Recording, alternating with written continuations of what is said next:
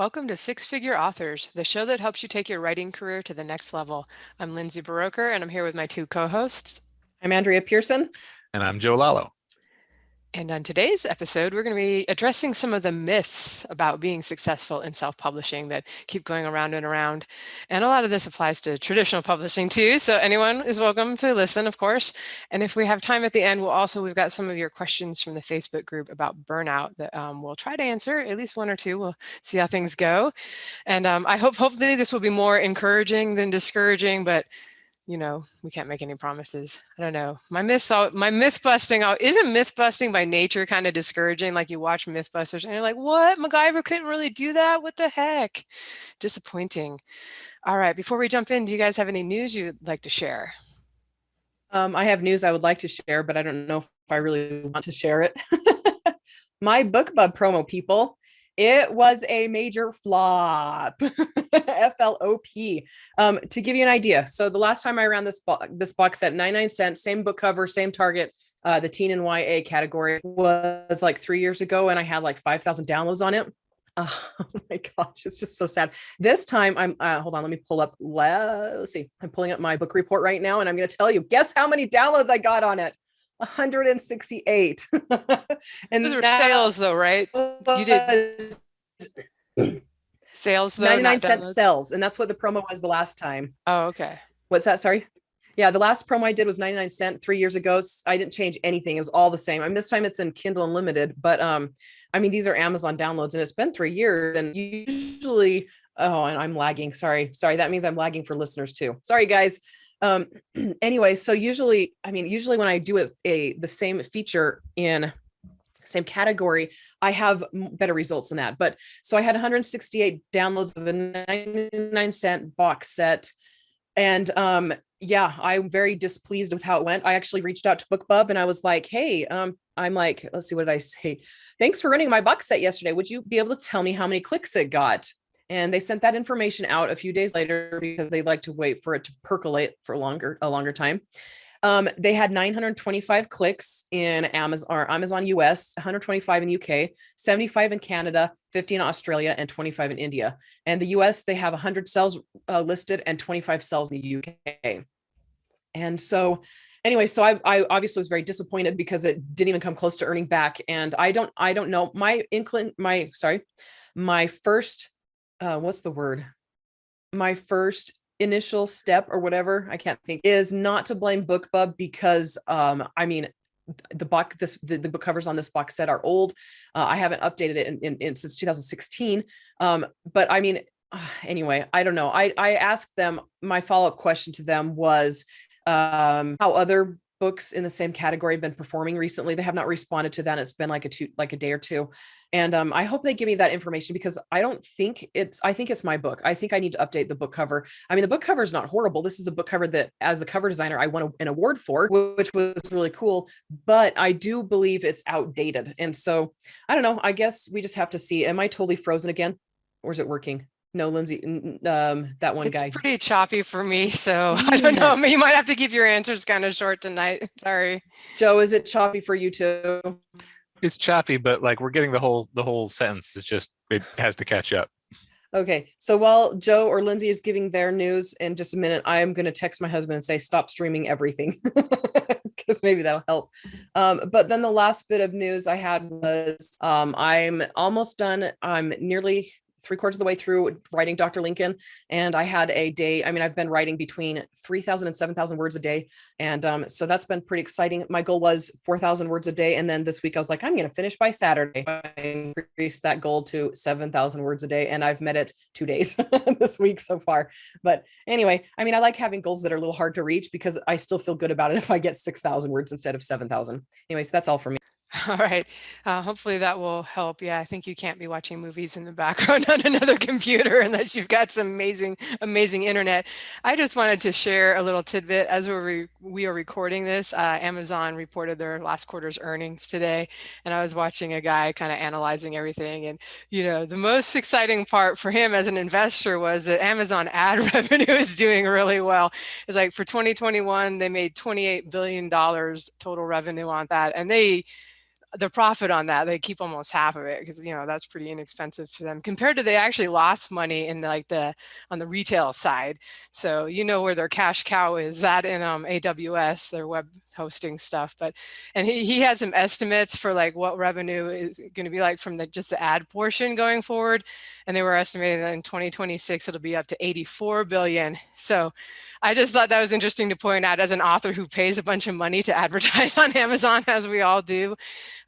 Be aware that they're projecting it's just they're gonna be making more and more from advertisers. Obviously, this is not just authors. This is everybody selling in the Amazon store is advertising and trying to get product placement. But it could just continue to get more and more competitive and more expensive as we go along. So no surprise there. But have other plans, have other things you're working on, trying to get in the works so you're not completely reliant on that for your income. All right, Joe, do you have any news you'd like to share? Just a little bit. So I released today, as I'm recording this, so a week ago, as you're listening to it, I released the second anthology, so books 4, 5, 6, and all of the short stories since the first anthology from my Book of Deacon series. So that's out right now. I have no idea how it's doing. It's probably not doing particularly well at the moment because I'm not going to be doing the full announcement for it until the 7th, which is when, the days leading up to the 7th. So I'll be doing it probably tomorrow and on Sunday. But on the 7th, I have a book pub as well, at 99¢ on the previous one. So hoping to, slowly build up to that. So I'm not even going to look at the numbers until like a week afterward because numbers have been bumming me out recently. Other than that, I have literally today finished the final revision for Greater Lands 4. So my latest epic fantasy is going to go to my editor. Actually, going to my editor the middle of March. So I'm going to be able to get ahead, which is nice because I have a lot of deadlines. I have a lot of edit slots this year. So it's nice to be able to get about a month ahead on that. And I don't know when that's going to release, probably the end of March, because again, I feel like I revised it pretty well. So hopefully the editor won't come back to me and say you have a glaring plot hole that needs to be addressed. And yeah, that's about it for me. Meanwhile, I've tried to get some book pubs since we all talked about how we were going to try to get more of them, and they don't like me anymore. They keep turning me down. To be fair, I haven't tried anything new. Like I haven't had like a new book one that I've been trying to do outside anything this wide. So, but it could just be blacklisted. You know how it is when you have a podcast. You open your mouth somewhere. Andrea will be blacklisted next. No, she wasn't blaming BookBub. But anyway, let's just go ahead and jump into the myths. I think we each wrote down a couple and then we'll discuss them. So my first one is that, I feel like this is still a lot of people believe this, that you need to get in with like the in crowd by hustling or networking, or you need to find someone with a big following to blast your book out to their newsletter. And that's going to be the key to your success. First off, I'm going to say you don't need any of that. I didn't get any of that myself, for several years. But this isn't Hollywood. And so when we're talking self-publishing anyway, there's no gatekeepers that you need help getting past. And you can absolutely be successful without ever talking to another author, quite frankly. Like there's nothing wrong with going to conferences and networking, especially if you enjoy that kind of thing. But if that kind of thing terrifies you and you have zero interest in it, it is not necessarily, it's not like going to be the key to your success, most likely. And second, even if someone with a big following plugs you, it's not like it's going to be the key to lasting success. Over the years, I have been fortunate enough, not early on, but midway more in my author career to have my books reviewed on popular sites or blogged about by like a traditional author with a big following.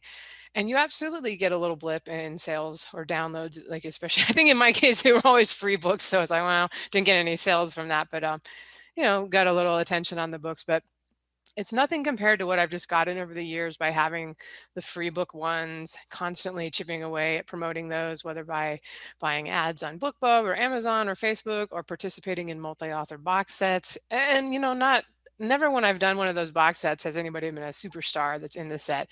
It's usually 8 people coming together that are similar levels of success, because those are people who are going to be most interested in it, as other people who are kind of in a similar place to you are with newsletter building and gathering a fan base and all that. So, but anyway, it's pretty common for readers to write to me and tell me how they first found my books. And I can't think of a single time when somebody wrote and said like, oh, I found out your work when so-and-so blogged about it on their site. So, it's not like it's a great thing if something like that happens, but it's not like you need it to happen to be successful. And another thing to realize when you're pitching, some people have no qualms about like pitching themselves to strangers, but realize that even if it works out and big author does promote you, that their work is not going to be exactly like yours. And the reason people are fans of theirs may not translate to your books, to them being fans of your books. They may not like yours at all. I've actually seen books where I've mentioned them because I actually, I enjoyed the book. So I mention it, or it's like somebody I've traded critiques with or something. So we have a relationship. So I mentioned them to my readers. And I've seen multiple times when my readers gave their books bad reviews because they were comparing it to like my stuff that they liked. And it made me feel bad. It's one of I mean, there's a lot of reasons I don't hardly plug anything, especially I don't do because like if it's a new release like that or they're a newer author, it can, a bad review when you only have a couple one can actually hurt things. So anyway, long story short-ish, success in self-publishing and being able to have a career is generally more about just kind of chipping away at it and making sales over time rather than getting some giant boost. Even Amazon's algorithms ignore big blips like that, the so-called book bub effect. So it's not like getting a mention is going to propel you up into the rankings and suddenly you're going to be selling a ton. It's more likely you'll get a little blip that one day. So like I said, you just have to, I know it's hard to hear, but you have to kind of be patient and just try to like think with each new release, run a promo of your book one in that series and see if you can get a few more fans. And over time it does add up. Nothing that happens on any given day is going to make or break your author career, with rare exceptions or something. You get your book made into a movie. That doesn't happen to many of us, those. And again, it's hard when you're not getting many people find your books, but also realize that the people who find your books organically, because it was exactly what they were looking for, they're probably going to be really loyal readers and really like what you have to offer versus people that like grabbed it off a BookBub because it was on sale. Not that you can't get great fans that way, but it's very much like just spraying it out and hoping that your super fans happen to be on that general BookBub list for fantasy. Whereas if you're writing something really specific and they have to hunt for it and find it, that's the kind of fan that could be really loyal for a really long time. All right. Sorry, I rambled a lot on that. You guys have any comments on that one? I could say I mean, I agree. Like blips help. Like anything that gives your thing any sort of visibility helps, but it's not the key because, like, let's say you succeed and you get somebody, a superstar who can direct millions of eyes to your book. If you haven't done the legwork to make sure that your book and your catalog is in a position to succeed, then that blip is going to be completely wasted. I early on, I had a very successful blip. A website called Pixel of Ink picked up my book when it went free, and I got 25,000 downloads. And while I did have a book to read through to, and so I did get a fair amount, like it's what gave me my first really good push early in my career. I didn't have my newsletter set up yet, and I probably left thousands of email addresses of the enthusiastic readers on the table because I didn't have that. And so, if I didn't have sell through either, that blip would have been not, it would have been gone. I would have made zero money off of it because it was on a free book, and that would have been that. So yeah, I mean, again, if you can get stuff like that to help you out, that's great, but it's not going to make you unless you've got all of the other fundamentals ready. Yeah, I also agree with this one. Success with books isn't usually correlated with networking or getting a mention somewhere. It comes a lot of the time by word of mouth, and many mouths lead to more success. So as the snowball rolls down the hill and gets bigger and bigger, it's small to start, but as you and others add to it, like you releasing books and things like that, it gains traction, speed, and size. The biggest thing is you adding to it yourself.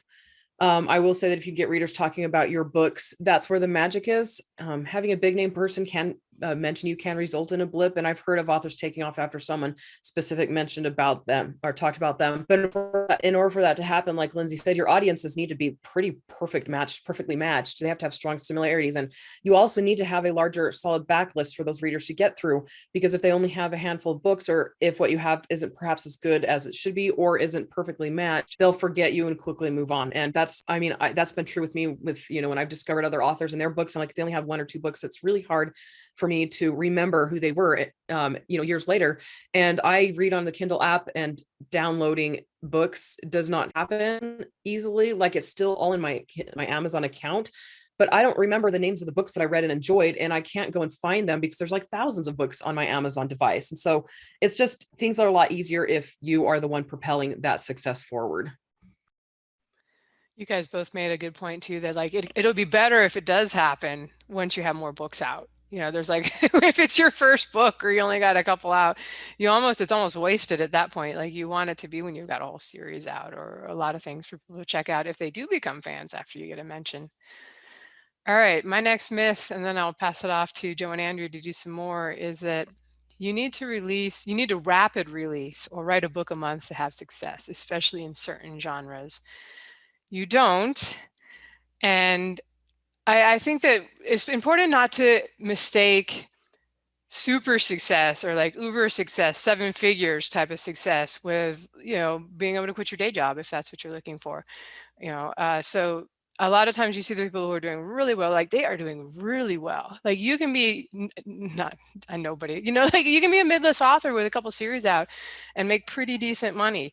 So it's like, it's great if you can have super success, but I don't want to like make you guys think in listening to 6-figure authors that you have to do this kind of stuff to make that 100,000 a year mark. Like, it's not easy. It'll take time, but it's not like the people you see who are in the charts every time you look, and that have a new release every time you look, they're probably making a lot more than 100,000 a year.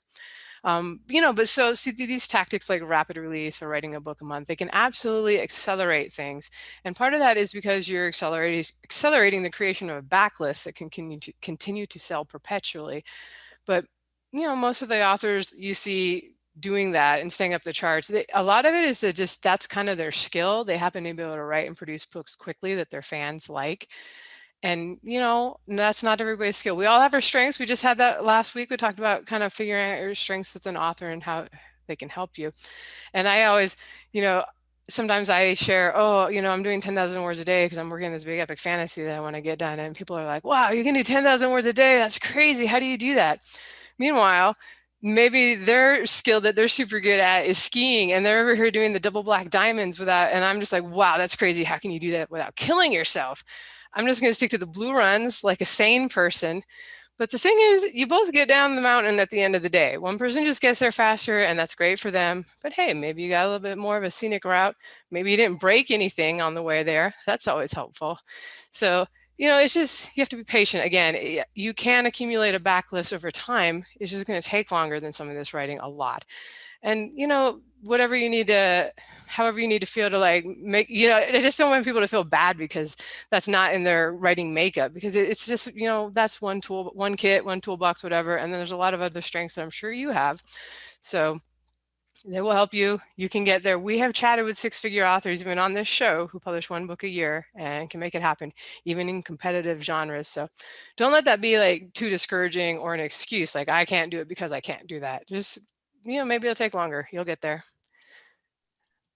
Yeah, I've had some measurable success since 2011 or so, and I've been a professional author, like full-time author, since 2014, I believe, and I have never really sustained a rapid release. I've had free series starters, enthusiastic fans. I've had some promo. I've had a little bit of luck, and that's what's kept me going.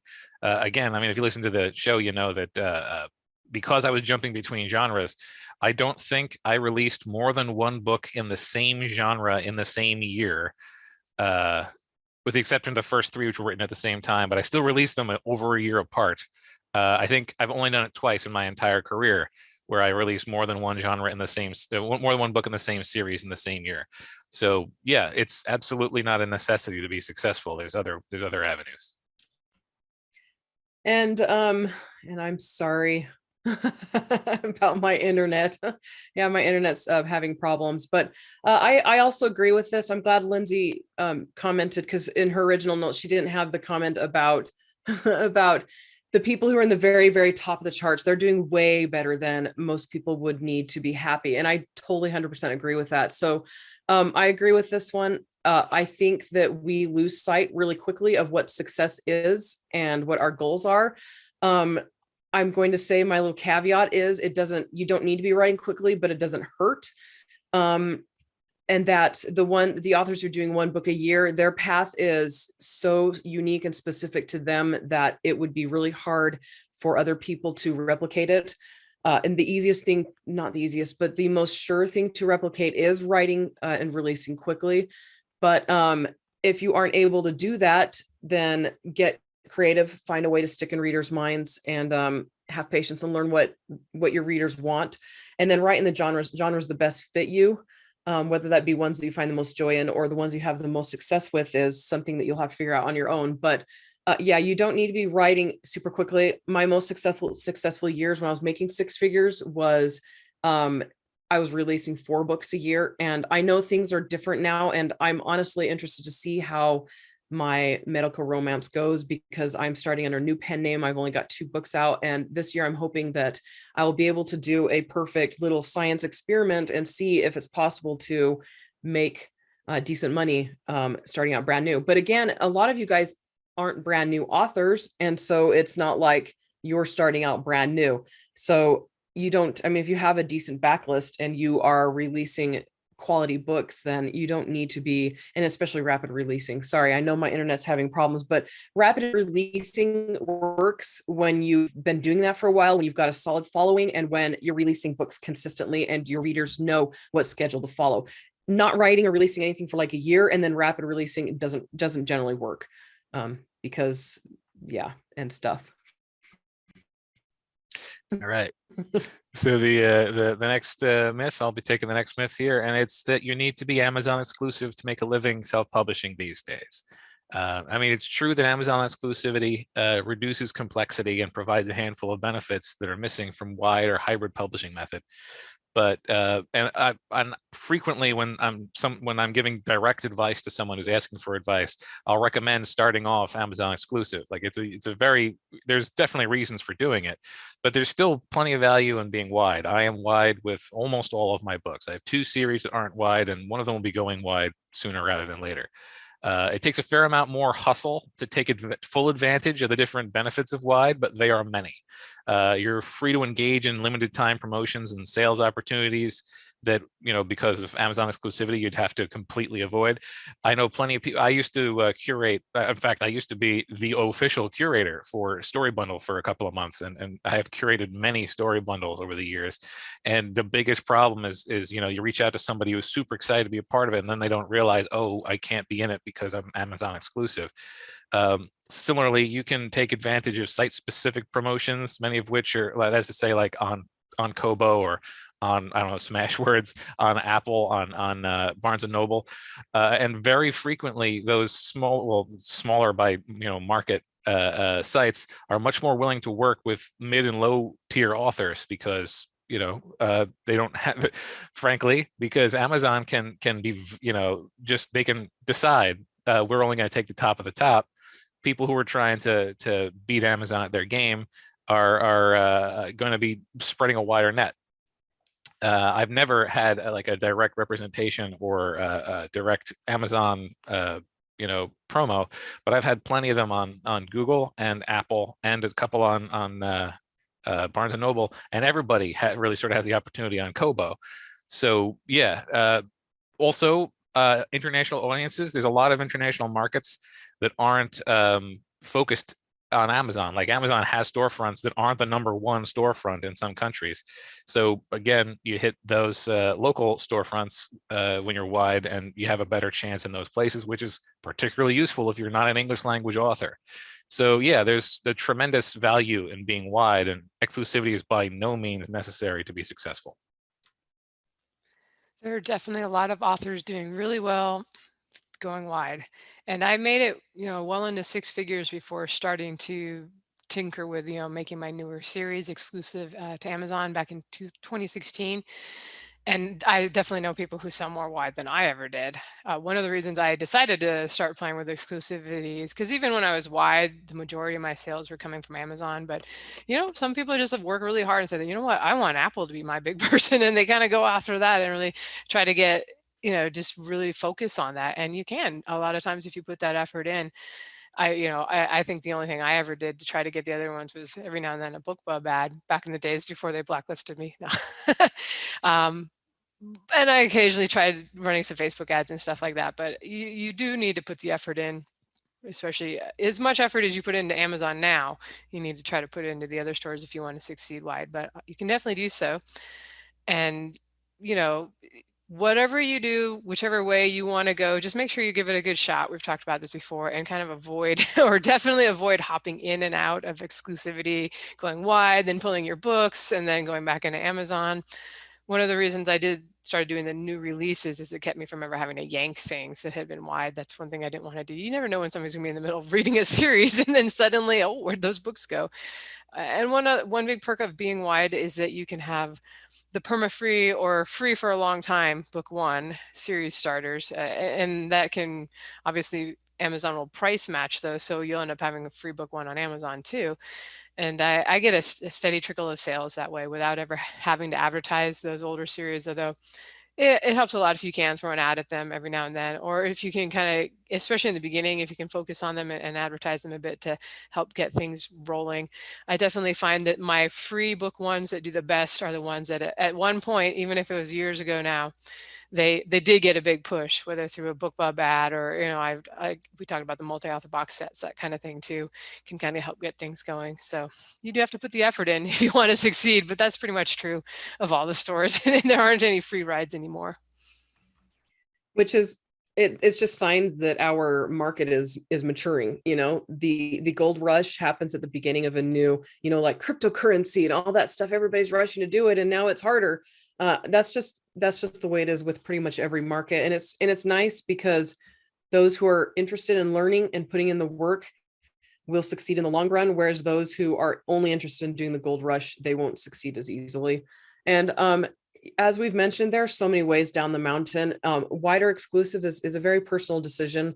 And I believe if you have the time to devote to building a wide audience, you could be very, very successful at it. And we've had several authors on our podcast who are wide and making a lot of money. And so, yeah, you don't have to be exclusive to Amazon.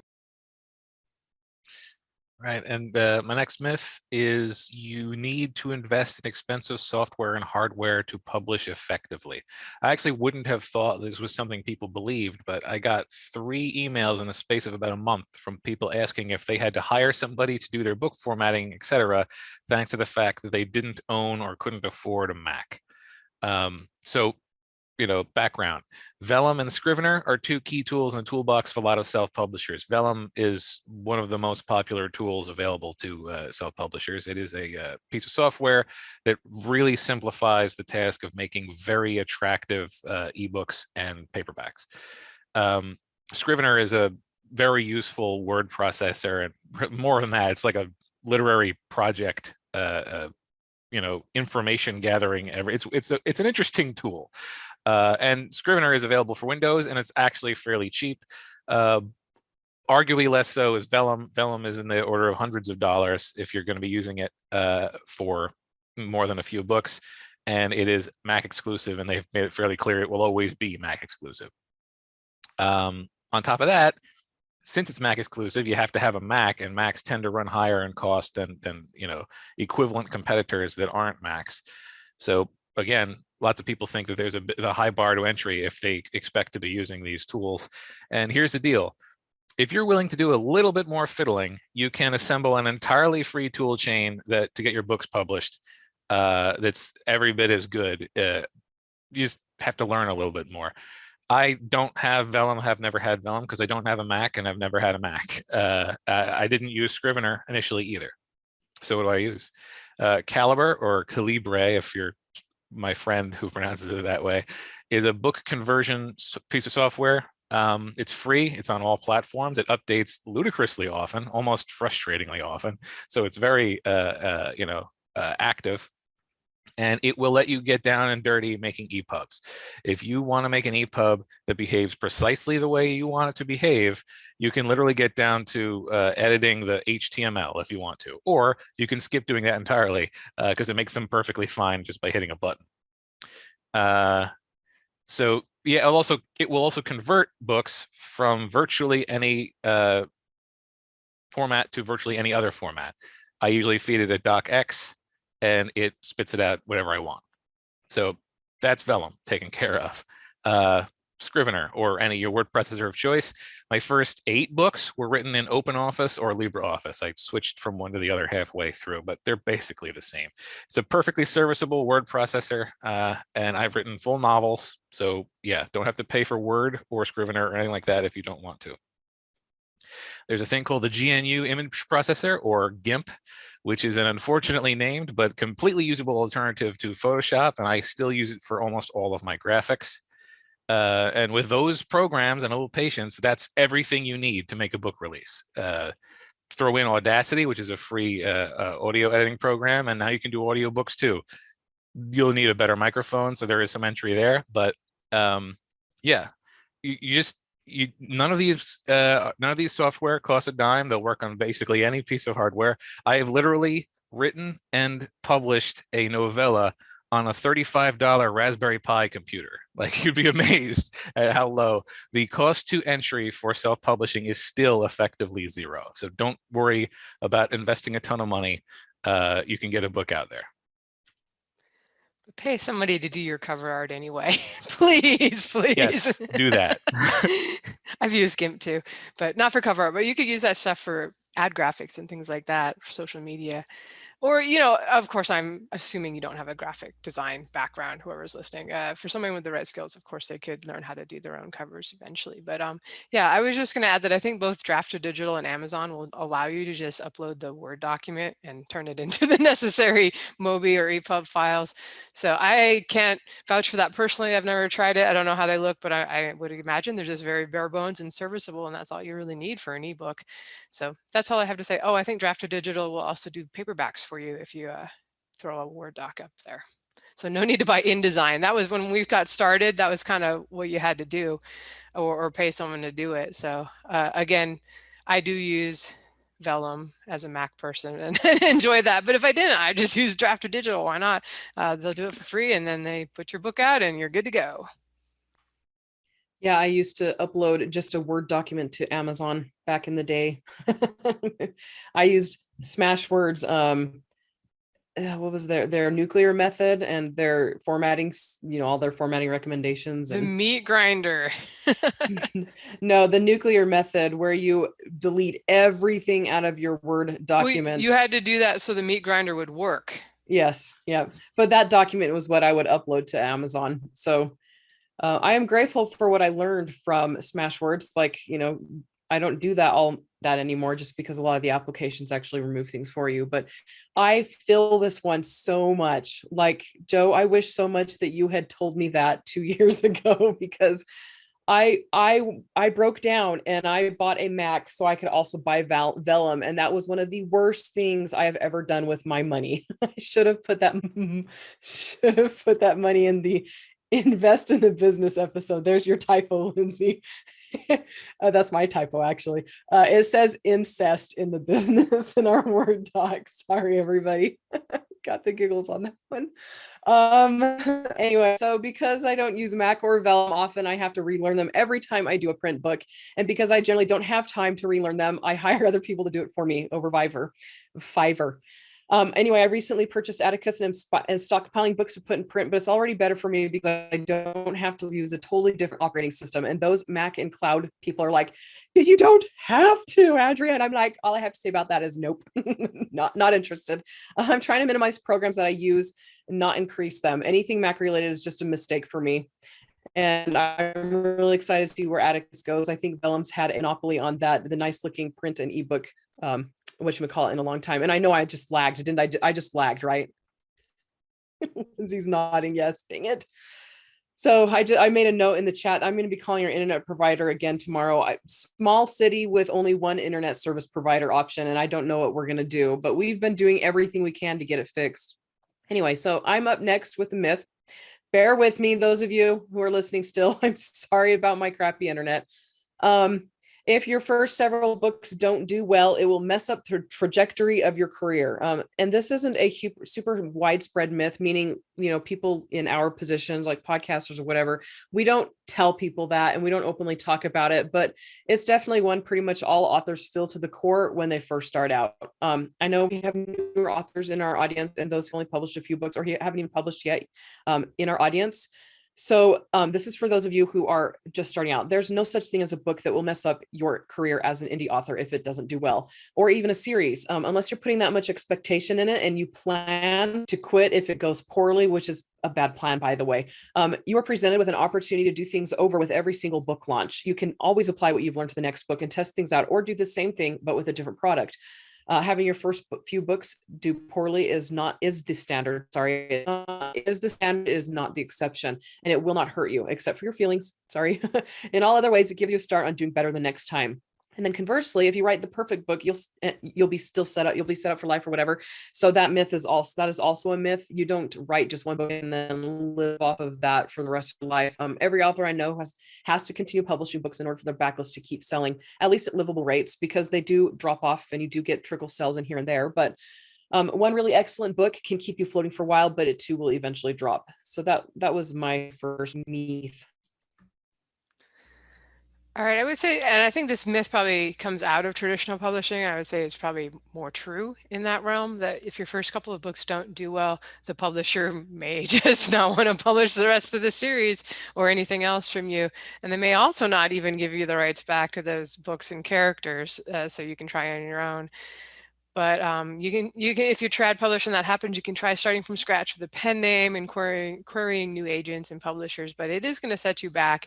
So like I said, I think this myth kind of comes out of that realm because it's a big pain in the butt if those first ones don't do well. And especially what I hear today from people in that on that side is that publishers used to be like a lot more willing to kind of bring along a new author and help them grow their career. And now it's sort of like, oh, you weren't a hit with your first book. See ya.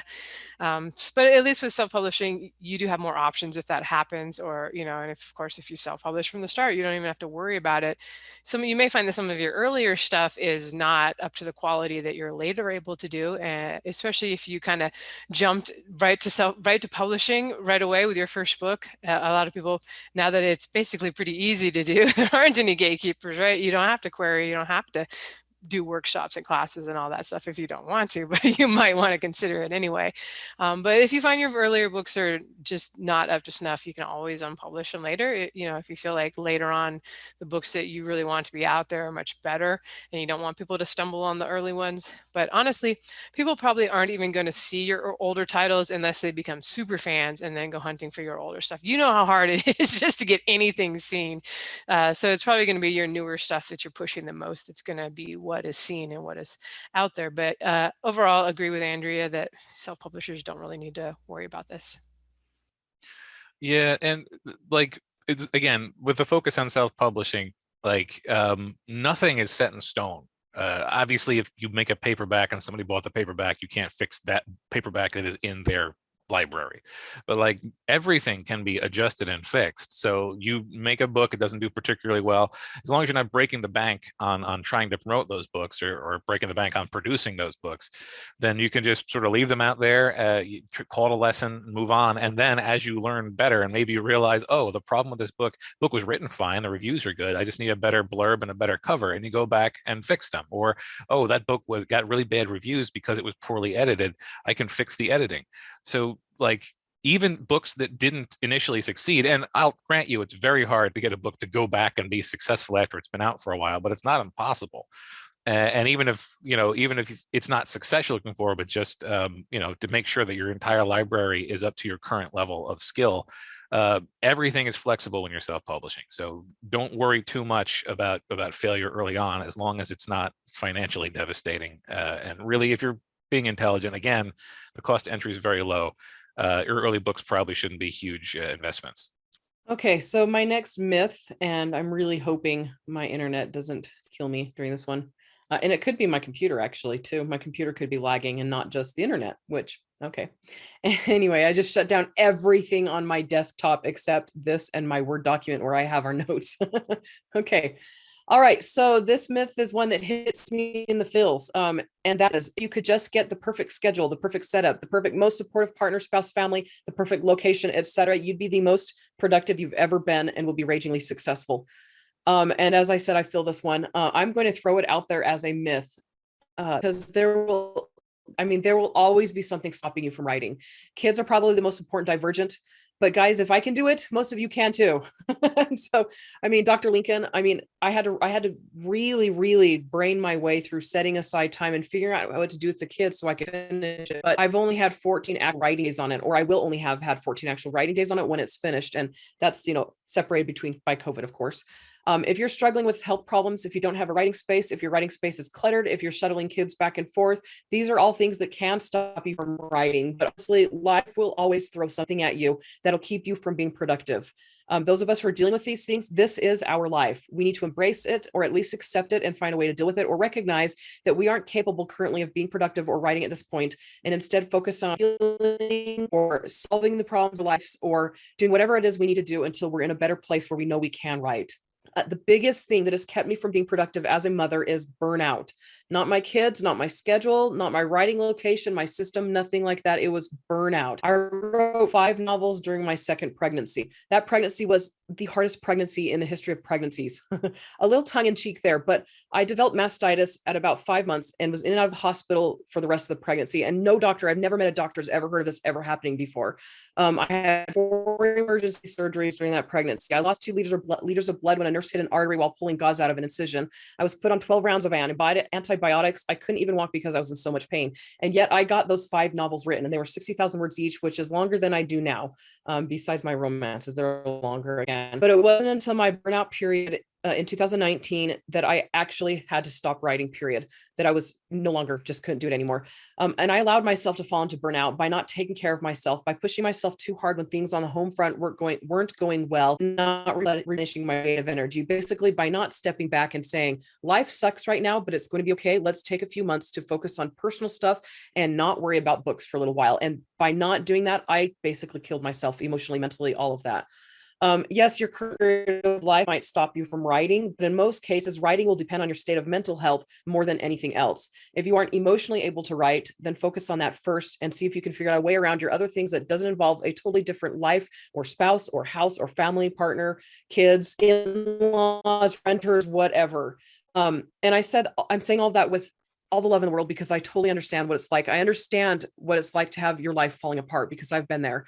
And then also the understanding that things will derail you because that's just what happens with life. Like, illness and moving, surgery, injury, all of those things stopped me from writing in the last year. But those kinds of things, they do improve with time.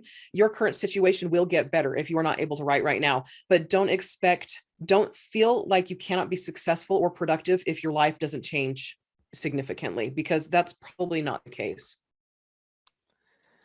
All right, and just a reminder, because I was a little bit, it's about if you could just get the perfect schedule, the perfect setup, you'd be completely successful.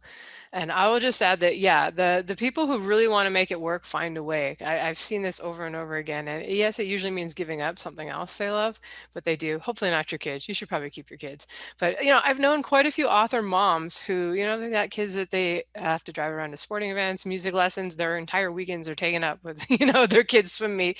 And then in addition to that, they have a full-time job, and yet somehow, and I'm amazed every time, I'm just like, wow, they manage to publish a few books a year, 3 or 4, and that's a lot. There's a lot of people who all they do is write, and they do 1 book a year, and they don't have any of these distractions. So if the people, like I said, that are really driven and want to find a way, they can find a way. And I think it's important too, to when you have these kind of things, to always remind yourself, and I have to do this all the time because I'm horrible about this as well, is to not let yourself get into the frame of mind of, if when X thing happens, everything will be better, or when X happens, I will take more time off and do, enjoy life more, because it kind of lets you off the hook for today. And a lot of people also find that it's not really true. When X happens, they realize that nothing has really changed as far as their goals or happiness or productivity and stuff. So there's usually kind of a mindset adjustment that you need to make in the present. And I fully accept that it's easier said than done. I absolutely agree. The like fixating all of your the shortcoming, like I'm not successful because of this, and it's a time crunch thing. Like having a helpful excuse like that is it can really sort of undermine your success. Like it's suddenly, yeah, well, I don't have to work too hard because the problem I'm having isn't with the amount of work I'm doing, with the amount of time I have to do work. It just, if you can do any writing at all, then you can finish a book, and if you can finish a book, then you can start moving forward with your career. Neil Gaiman talks about, I believe, one of his, it might have been Coraline. I think he wrote it at like 300 words at a time. Like and the other thing is, an important thing here, let's say you do get your, like, I quit my job and I was now suddenly able to do 8 hours more writing a day. I didn't do 8 hours more writing a day. You can't just squeeze your brain harder to get more creativity to fall out of it. There's other factors at play. So absolutely, if you have a more open schedule, then you're probably going to be able to do more writing. But finding a way to do writing is the more important thing than finding the schedule that allows you to do writing. If you have a commute, then you can do writing on that. Like, focusing on getting the first book done and figuring out how to get it done in your schedule is infinitely more important than trying to hang your success on your schedule. Yeah, I think it was Chris Fox with his first, I don't remember, write 5,000 words an hour. He was like dictating on the walk to the bus stop or something in the morning. So there, there's a will, there's a way. But we'll go ahead and I think we're 50 minutes or so, 45 minutes. We'll answer a couple of these questions. Hopefully you guys, it hasn't been so long that you've forgotten that you asked them. But Paul asked, this is kind of all related to burnout. He asked, how do you pick the right genre for you to help avoid burnout before you experience success? Some genres have release schedules that might burn an author out even when it is the genre they love. And Joe, do you want to answer this one first? Sure. In conversation with non-writers, you'll often find that people will pitch you an idea to help you out, because a lot of non-writers think that the idea is the hardest part of writing. And people who write for a living tend to discover that everything else is the hard part of writing. Like, writing is the hard part of writing. Ideas come free with the sort of brain that does writing. If I think the best way to pick a genre that won't burn you out is to pick one that lends itself well to the ideas that excite you most. You should also be aware of how much work goes into a given genre. Like period pieces, I've written some short period pieces and historical stuff, and they take a lot of work. They take a lot of research because people expect accuracy. Likewise with hard sci-fi, you're going to be learning some scientific concepts if you do hard sci-fi. And if you're not the kind of person who likes to do research, these are 3 subgenres that might not be for you because you'll burn out fast.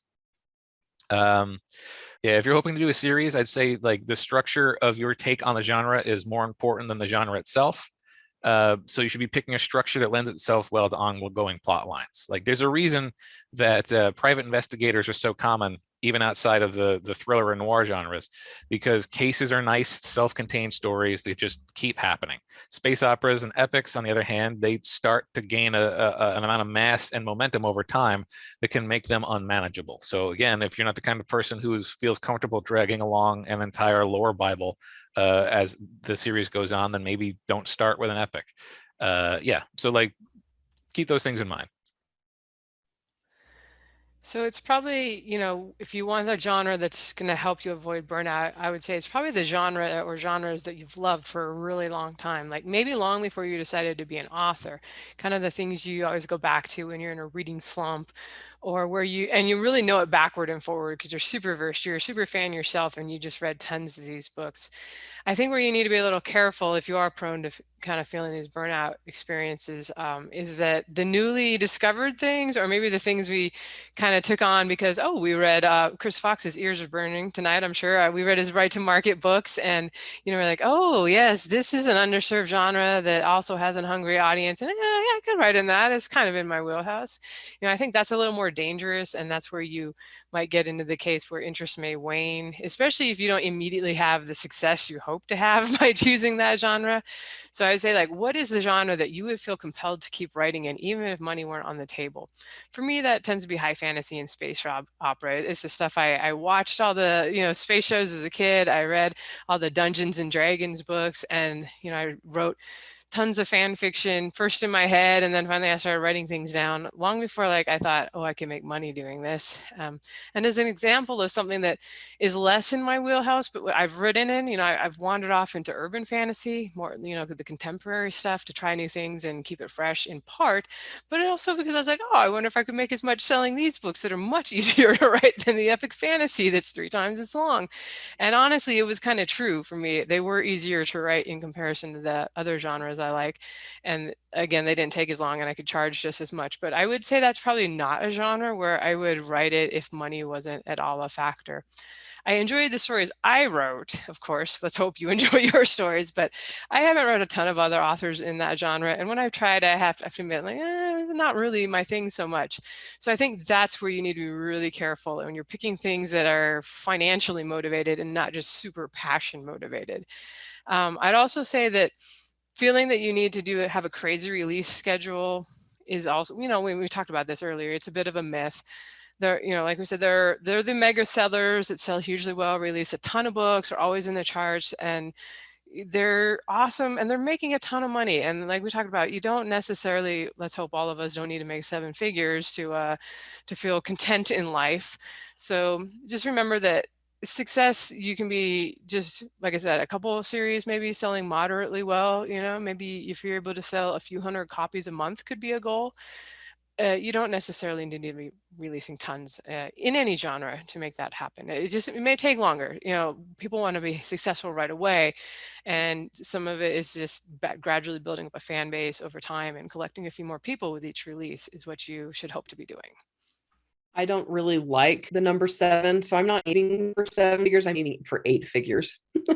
Just kidding. Anyway, I restarted my computer, so now I'm back on, and hopefully you guys tell me if my internet craps out again. Okay. I'm going to say burning out almost never has to do with your books or the genre, but your personal life or other things on your plate. So the best way to prevent burnout is by managing stress, not overloading yourself and not pushing yourself harder than you have energy for. So choosing a genre you love will help, and that can sometimes prevent or push back burnout, but it won't necessarily keep it from happening permanently. Make sure you're doing the things you enjoy on a regular basis and keep a healthy balance between writing and publishing and the other important things in your life. Yep. We got a question here from Amanda Howard.